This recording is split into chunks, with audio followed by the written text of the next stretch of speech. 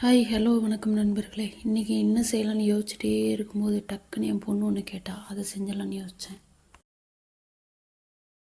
பிரியாணி செய்தியா?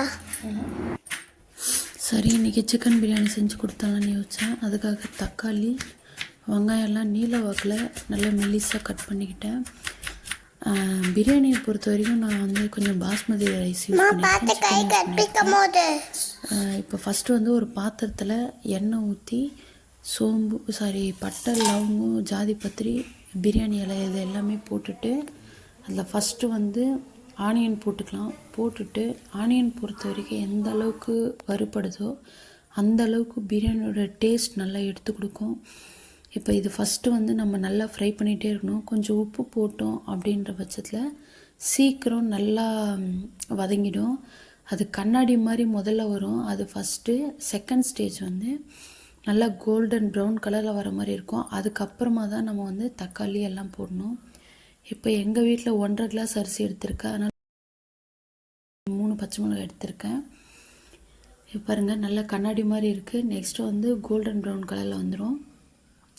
இப்போ நம்ம தக்காளி போட்டுக்கலாம். தக்காளி போட்டு அதுவும் தட்டு போட்டு மூடி வச்சுட்டோம் அப்படின்னா நம்ம ரொம்ப கரண்டி போட்டு வதக்க தேவையில்லை. அதிலே அது நல்லா வதங்கிடும். தக்காளியும் வந்து நல்லா குழன்னு வதங்கணும். அதுக்கப்புறமா தான் நல்லா டேஸ்ட்டாக இருக்கும் பிரியாணி. நெக்ஸ்ட்டு வந்து நம்ம இஞ்சி பூண்டு பேஸ்ட்டை பொறுத்த வரைக்கும் பூண்டை விட ஒரு பல் எக்ஸ்ட்ரா வந்து இஞ்சி யூஸ் பண்ணணும். அப்படி யூஸ் பண்ணோம்னா பிரியாணி நல்லா டேஸ்ட்டாக இருக்கும். நெக்ஸ்ட்டு வந்து இப்போ பூண்டு ஒரு 10 பல் எடுக்கிறீங்கன்னா இஞ்சி ஒரு 11 பல்லாக எடுத்துக்கலாம். அந்த சைஸுக்கு அதை மாதிரி யூஸ் பண்ணிக்கோங்க.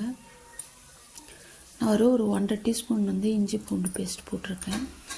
அதையும் நல்லா ஃப்ரை பண்ணிங்கன்னா வாசனை வரும். நல்லா எண்ணெயில் ஃப்ரை பண்ணணும். நெக்ஸ்ட்டு சிக்கன் போட்டிருக்கேன். அது வந்து பார்த்திங்கன்னா மீடியமான சைஸில் தான் நாங்கள் கட் பண்ணுவோம். அதுவும் நம்ம ஃப்ரை பண்ணுறச்சே ஒரு 50-70% நல்லா வதங்கிடும். இது கூட வந்து என்கிட்ட புதினா இல்லை, அதனால் நான் போடல. மேபி உங்கள்கிட்ட இருந்ததுன்னா நீங்கள் புதினா கொத்தமல்லி சேர்த்துங்க. நான் வீட்டில் யூஸ் பண்ணுற மிளகாத்தூள், நெக்ஸ்ட்டு வந்து கரம் மசாலா, இது ஒரு 1.5 டீஸ்பூன் எடுத்திருக்கேன். வீட்டில் யூஸ் பண்ணுற மிளகாத்தூள் தான் நாங்கள் போடுவோம். அதிகமாக காரம் சாப்பிட மாட்டோம். 1 கிளாஸ் அரிசிக்கு 1.5 கிளாஸ்ன்னு தண்ணி விட்டுக்குங்க. பாஸ்மதி அரிசிக்கு நீங்கள் எத்தனை கிளாஸ் அரிசி எடுக்கிறீங்களோ 1 கிளாஸ்க்கு 1.5 அப்படின்னு கணக்கு வச்சு எடுத்துக்கோங்க. இப்போ தண்ணி ஊற்றி உப்பு காரெல்லாம் கரெக்டாக இருக்கான்னு செக் பண்ணிவிடுவோம். செக் பண்ணிவிட்டு குக்கர் மூடி ஒரே ஒரு விசில் தான். ஒரே ஒரு விசில் விட்டிங்கன்னா கரெக்டாக வெந்து போயிருக்கும். பூ மாதிரி உதிரி உதிரியாக வரும்.